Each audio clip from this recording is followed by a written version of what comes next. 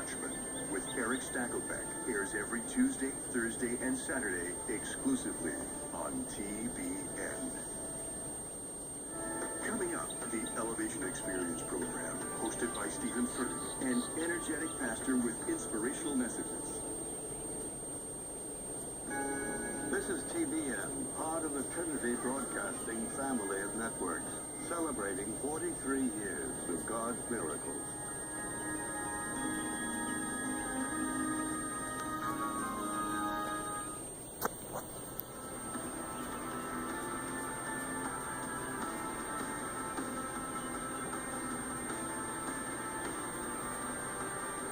I want you to know God doesn't believe in expiration dates.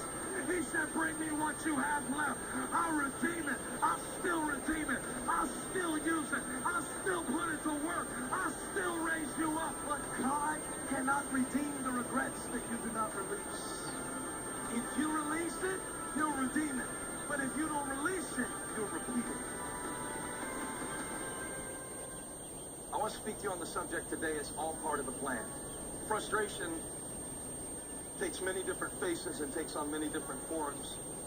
Abram's 85 years old. God spoke to him when he was 75. 10 years since when God said, I'm going to make you a nation. And his wife can't even have a baby. You've got to separate your control from your choice. Control is what you think you have. Control is always an illusion.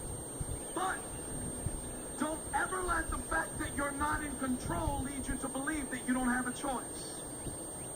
I love this. We got Sarai blaming Abram because he did what she asked him to do.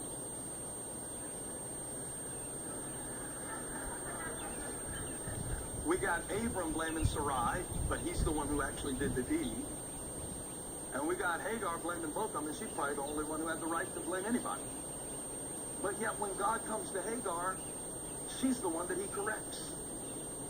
And she's the one who had a legitimate reason to blame somebody. Look at this. So, verse 7. Verse 7. The angel of the Lord found Hagar. So God finds you in your frustration. Okay? And finds you in that place. And he speaks to you with what I like to call compassionate correction. And he shows you the blindness that blaming. I want to talk about blinding blame. Blinding blame. Because Hagar's out here and she's alone and she's pregnant and she despises the people who did this to her and she's somewhat stuck. And God finds her there, the spring beside the road to Shur. Next verse, please. And he said, Hagar, slave of Sarai, listen to this question. It's the same kind of question that God asked Adam in the Garden of Eden when he took what he was given, like Abram took what he was given and created his own solution. And it's a question you can ask yourself today if you're frustrated. Here it is. Where have you come from and where are you going? Where have you come from and where are you going? And Hagar answers the question, but she doesn't fully answer the question. And what she does is she answers the part of the question that she's able to answer. And so she says, I'm running away from my mistress, Sarai. I'm running away. I'm fleeing. See, you've got forcers, Sarai, and you've got fleers, Hagar. And both can be very destructive when you're dealing with frustration. See, we think it's just the people who force stuff.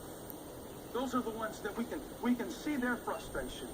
But how about the ones who never say a word about their frustration until they just walk out of their marriage?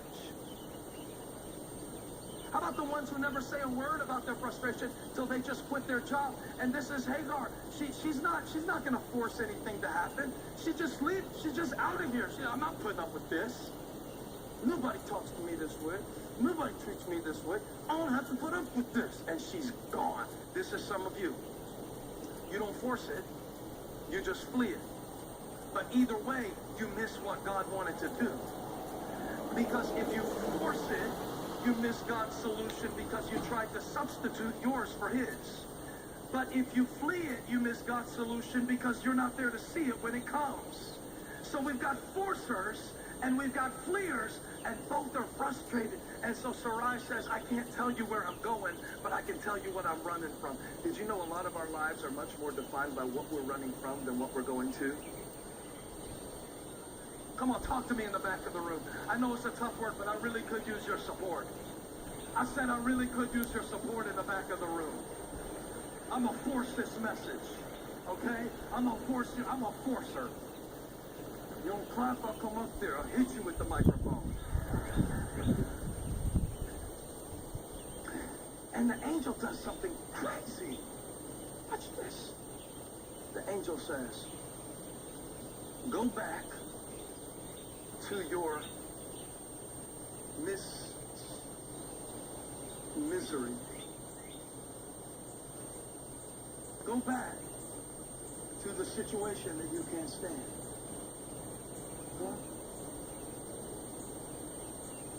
Angel said, I know you can't tell me where you're going. I'm going to tell you where to go. Go back. But did you hear how to go back?